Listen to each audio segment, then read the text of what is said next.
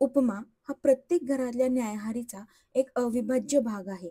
पण आज आपण पाहणार आहोत एका वेगळ्या चवीनं भरलेला ताकातला उपमा. हलका, चविष्ट आणि पचनास सुलभ.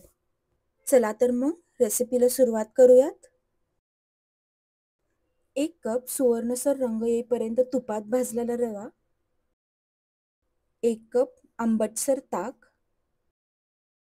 अर्धा ते 1 कप पाणी, एक बारीक चिरलेला कांदा, 1 ते 2 चमचे तूप, थोडासा कढीपत्ता, 1 टीस्पून मोहरी, अर्धा टीस्पून जिरं, एक बारीक चिरलेली हिरवी मिरची, साखर चवीनुसार, बारीक चिरलेली कोथिंबीर, मीठ चवीपुरतं आणि हळद. एका कढई किंवा पॅनमध्ये तूप आणि तेल घाला. तेल ह्याकरता घालायचं कारण की तूप त्यामुळे जळत नाही. तूप गरम झालं की त्यात घालायची आहे मोहरी, जिरं आणि ते तडतडलं की घालायची आहे हिरवी मिरची, कढीपत्ता आणि हे छान मिक्स करून घ्या.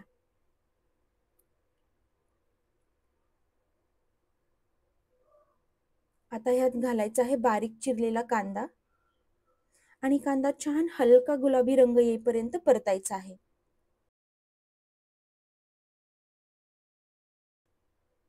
कांदा हलकासा गुलाबी झाला की हळद आणि मीठ घालून मिसळा.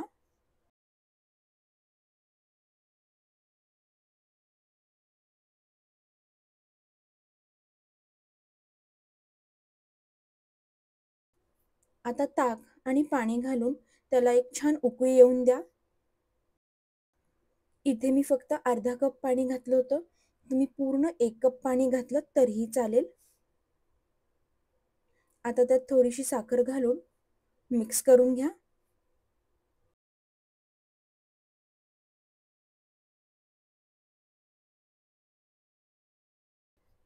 उकळी आली की त्यात हळूहळू भाजलेला रवा घालून ढवळत राहा.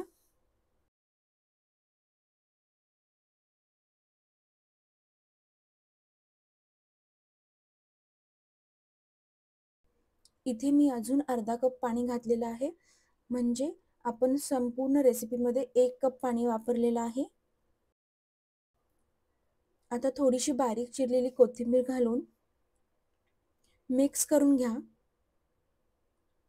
आणि झाकण ठेवून उपमा मंद आचेवर 2 ते 3 मिनिटं शिजवून घ्या.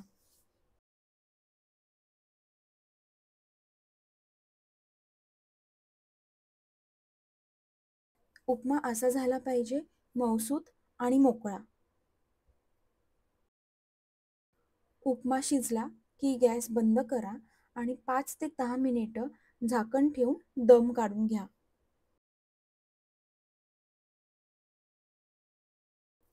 गरमागरम ताकातला उपमा कोथिंबीर आणि शेव भुरभुरून सर्व्ह करा.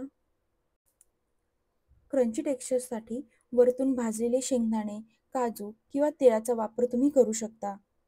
हळूवार ताकाच्या सौम्य चवीने भरलेला हा उपमा एक नवीन चव आणि अनुभव देतो.